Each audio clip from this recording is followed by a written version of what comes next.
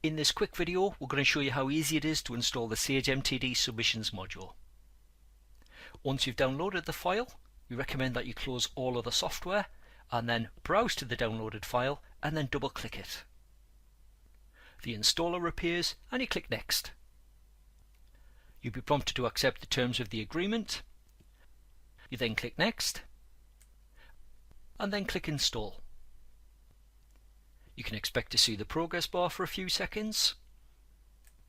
You then click Finish and we can close out of the Downloads folder back to the desktop. On your Windows desktop you'll have a new shortcut called Sage MTD for that. If we double click it, and the first time you open it, you'll be prompted to enter both your Sage account number and your software serial number. You click OK. You then return to the desktop and that's it done.